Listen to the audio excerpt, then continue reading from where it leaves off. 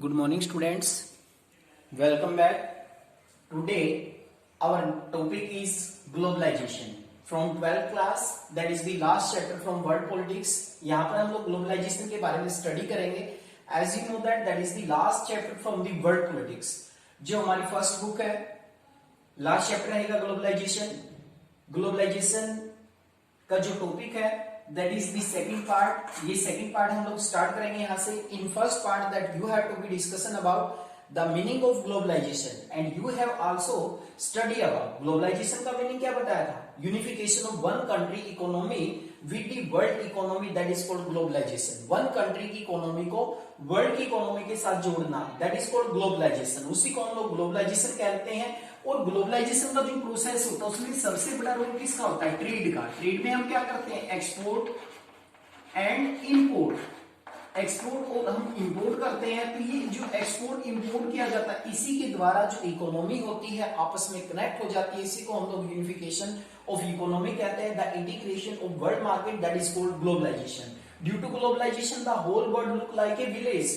आज इस ग्लोबलाइजेशन की प्रक्रिया के कारण हम लोग कह सकते हैं कि पूरे का पूरा जो वर्ल्ड है वो एक छोटा सा गांव बन चुका. क्यों? क्योंकि आज हम देखते हैं कि हमारी मार्केट में विदेशी प्रोडक्ट है, हमारे प्रोडक्ट विदेशी मार्केट में है. तो ये सारे का सारा किसका परिणाम है? ग्लोबलाइजेशन का. So let's continue today topic consequence of globalization. यानी कि हम ग्लोबलाइजेशन के इंपैक्ट की बात करें यहाँ पर या कॉन्सिक्वेंस की बात करेंगे यहाँ पर. कंप्लीटली लास्ट वीडियोस में आपने देखा था कि इसमें अगर हम बात करें consequence of globalisation, that question have to be put in 6 marks many time in board exam में 6 मार्क्स में आता है. What are the consequences of globalisation?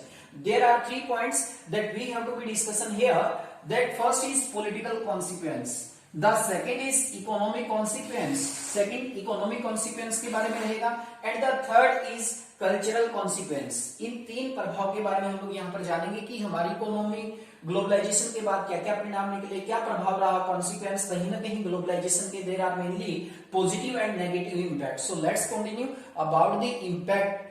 The first is political consequence. राजनीतिक प्रभाव कह सकते हैं आप लोग या राजनीतिक परिणाम कह सकते हैं. तो जो राजनीतिक परिणाम है, ये जो राजनीतिक प्रभाव थे क्या थे ग्लोबलाइजेशन के? सबसे पहला पॉइंट यहाँ पर दिया गया है, globalization results in, there are 2 types of effect, positive and negative point. The first is globalization result in reduction of state capacity and the welfare nature of state. देखिए यहाँ पर पहला जो राजनीतिक परिणाम है अगर हम बात करें, यानी कि ग्लोबलाइजेशन के परिणाम स्वरूप जो रिडक्शन ऑफ स्टेट कैपेसिटी, यानी कि जो राज्य की काम करने की क्षमता थी उसमें रिडक्शन हुआ, उसमें कमी आई है.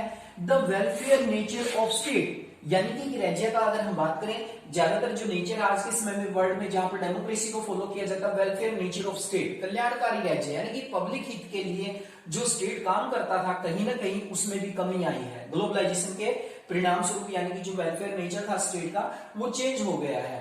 The second point is the increase role of MNC all over the world. As you know that MNC play an important role in the globalization process.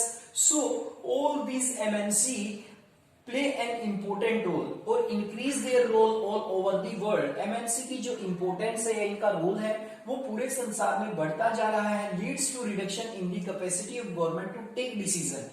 यानी कि जो गवर्नमेंट डिसीजन लेती थी अपने स्वयं के, कहीं ना कहीं उसकी कैपेसिटी को भी कम कर दिया है, रिडक्शन कर दिया उसमें भी. The third point is state become too weak to take decision. Generally आप लोग कह सकते हैं कि जो स्टेट था जो अपने डिसीजन लेता था वो कहीं ना कहीं वीक हो चुका है रिगार्डिंग टू टेक डिसीजन. यानी कि अपने डिसीजन लेने में कहीं ना कहीं जो अगर हम स्टेट की बात करें पर्टिकुलर, कहीं ना कहीं वो फेलियर साबित हो रहा है. क्योंकि ये एमएनसी बड़ी बड़ी कंपनी होती है, मल्टीनेशनल कंपनीज होती है, कहीं ना कहीं गवर्नमेंट के डिसीजन को इंपैक्ट करने का प्रभाव कहीं ना कहीं इंपैक्ट करती है और कहीं ना कहीं मतलब जो नेगेटिविटी होती है गवर्नमेंट के प्रति, यानी कि गवर्नमेंट को प्रेशराइज करने का प्रयास करती है. The fourth point is sovereignty of state get affected. Sovereignty का मतलब क्या होता है? संप्रभुता. Means our government or our people can take decision regarding our country, that is called sovereignty. संप्रभुता कहते हैं. संप्रभुता का मतलब है एक ही देश के लोग, उसी से रिलेटेड कंट्री से रिलेटेड ही पीपल जो बिलोंग करते हैं वही सरकार चलाएंगे, वही सरकार के डिसीजन लेंगे, देश से रिलेटेड डिसीजन वही लेंगे। कहीं ना कहीं आप लोग देखते हैं कि sovereignty of state get affected, कहीं ना कहीं जो देश की संप्रभुता थी एमएनसी कंपनी के आने से, ग्लोबलाइजेशन के आने से कहीं ना कहीं वो प्रभावित हुई है।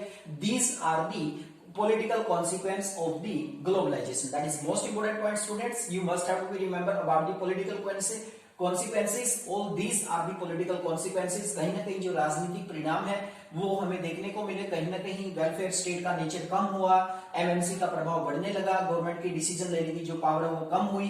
कहीं ना कहीं यहाँ तक देखिए सोवरेनिटी, हमारी जो संप्रभुता है, कहीं ना कहीं उसको भी खतरा पैदा हुआ ग्लोबलाइजेशन के कारण, क्योंकि बाहर की एमएनसी भी हमारी गवर्नमेंट के डिसीजन को प्रभावित करने का प्रयास करती है। And the second point is economic consequences. ज्यादातर अगर हम देखें तो ग्लोबलाइजेशन का जो टॉपिक है that is related to the economic consequences, economic part से जुड़ा हुआ है। Here we have to be study about the positive and negative impact. यहाँ पर हम लोग पॉजिटिव और नेगेटिव इंपैक्ट के बारे में बात करेंगे इन इकोनॉमिक कॉन्सिक्वेंसेस में।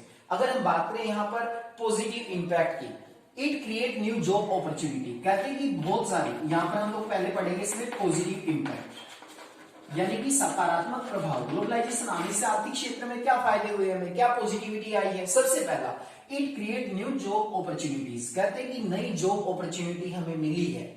बहुत सारी एमएनसी हमारे देश में आती है तो हमारे देश के लोगों को रोजगार मिला, हमारे देश के लोग बाहर जाते हैं तो उनको भी वहां पर रोजगार मिला है। तो ये किसके कारण पॉसिबल हो पाया? Due to globalization, that is called globalization. It create new jobs opportunity. The second is it raise the standard of living. लोगों के रहने का जो स्टैंडर्ड था उसको भी कहीं ना कहीं मतलब ऊपर उठाया है। इकोनॉमिक कॉन्सिक्वेंस में अगर हम बात करें, जो एमएनसी कंपनी आज जो फॉरेन प्रोडक्ट हम लोग अपने घरों में यूज करते हैं, परचेज करते हैं, तो ये सारे का सारा एमएनसी कंपनी का ही परिणाम है और ये ग्लोबलाइजेशन की प्रक्रिया का परिणाम है कि हमारे जीवन जो जीने का स्टैंडर्ड है कहीं ना कहीं वो काफी उठा है, काफी हम लोग ऊपर गए हैं लिविंग की बात करें तो हम लोग। The next is increase production efficiency and competition. Increase production efficiency कहते हैं कि बहुत सारा जो प्रोडक्शन करते हैं उसमें हमारी क्षमता भी बढ़ी है एंड कंपटीशन, और कंपटीशन भी बढ़ा है। बहुत सारी कंपनी क्या करती है, प्रोडक्ट बनाती है, सिमिलर प्रोडक्ट जो कंज्यूमर्स होता है, कंज्यूमर को मिनिमम प्राइस पर मिलने का प्रयास करती है हर कंपनी। तो यहाँ पर देखने को मिला हमें कि प्रोडक्शन भी इंक्रीज हुआ और कहीं ना कहीं प्रोडक्शन इंक्रीज होने के साथ साथ जो प्रोडक्शन एफिशिएंसी होती है उसमें भी काफी सुधार हुआ है। That is the third impact, both are positive impact. The fourth is it invites greater economic flow among different countries. कहते हैं कि जो इकोनॉमिक फ्लो है, आर्थिक जो प्रवाह है, उसमें भी काफी वृद्धि हुई है, काफी बढ़ोतरी हुई है जो इकोनॉमिक फ्लो की। अगर हम बात करें जैसे free flow of capital, goods, we can say that all these things are migrated or transported from one country to another country. These are the positive impact. There are mainly 4 positive impact. Now let's continue about the negative impact. ऐसा नहीं है कि जो globalisation है, globalisation के positive impact he रहे हैं, कहीं ना कहीं इसके नेगेटिव इम्पैक्ट भी हमें देखने को मिले हैं। कौन कौन से नेगेटिव इम्पैक्ट है? The first is it increase regional and personal inequality. कहते हैं कि क्षेत्रीय या व्यक्तिगत असमानता को बढ़ावा मिला है। आप लोग जानते हैं कि जो मेन सेंट्रलाइज एरिया होते हैं जहां पर बड़ी बड़ी कंपनी स्टैब्लिश होती हैं, उसी क्षेत्र के लोगों का विकास होता है, या फिर पर्सनल इनइक्वालिटी या व्यक्तिगत असमानता को भी बढ़ावा मिलता है। यहाँ पर कहीं ना कहीं आपको देखा होगा। तो उसके बाद अगर हम बात करें depletion of flora and fauna, यानी कि वनस्पति और जो प्राणी जगत है कहीं ना कहीं उसका भी पतन हुआ, उसका भी ह्रास हुआ है।